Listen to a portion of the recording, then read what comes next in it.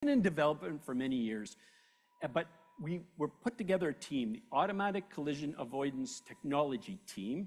It's NASA, it's the Air Force Research Labs, it's Lockheed Skunk Works, it's the United States Air Force. And our job was to mature the technologies to actually field a system that had been development for many years. And while we have backgrounds of where we came from, there was virtually no ego involved. Remember he talked about Bill Dana?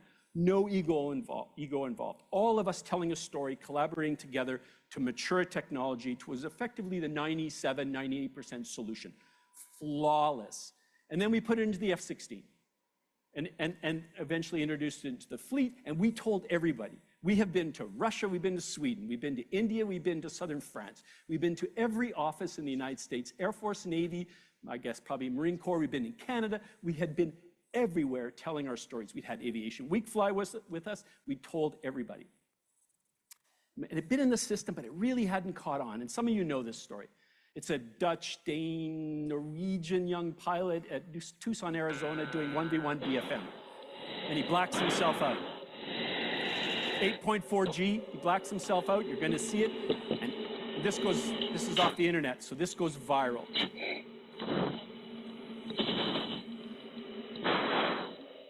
And he's going to die. Fuel recover. Fuel recover. His flight lead's screaming at him. You'll see the chevrons come in. Fuel recover.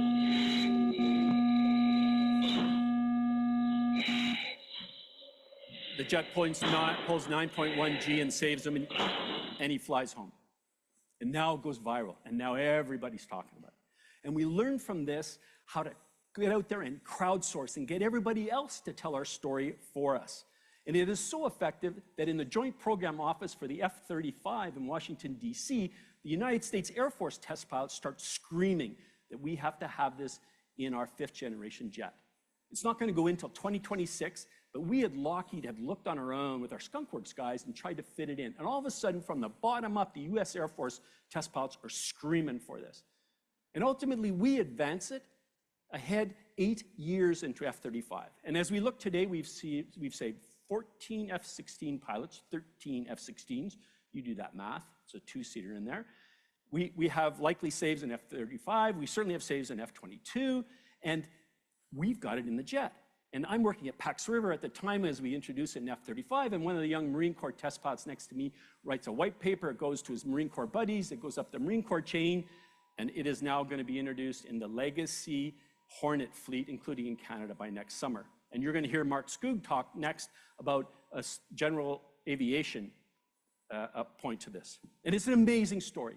It is a generational technical success, the greatest contribution to flight safety in 50 years. We have won every award in aviation related to this.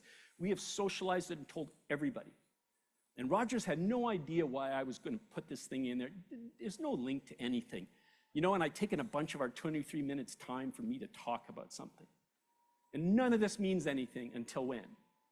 Until October of this year, when a two-seat EA-18G Growler of the United States Navy is doing a low-level route in Washington State and hits the ground in Mount Rainier, a big mountain there, on a low-level route. Two-ship, the first guys pull up, the naval aviators in the back don't.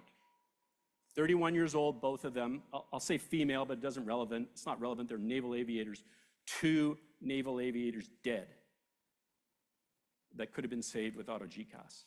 It's 15 years after Mark Skoog and I started this revolutionary program that matured the technology.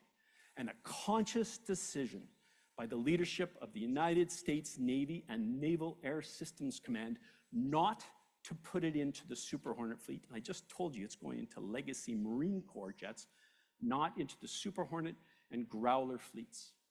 And now there are 2 31-year-old naval aviators dead, a hull cost of, I don't know, $100 million for a Growler. And oh, by the way, this is just over 2 years after the last fatality, which was a Super Hornet, single-seat Super Hornet, a guy who G-locked himself north of China Lake and killed himself.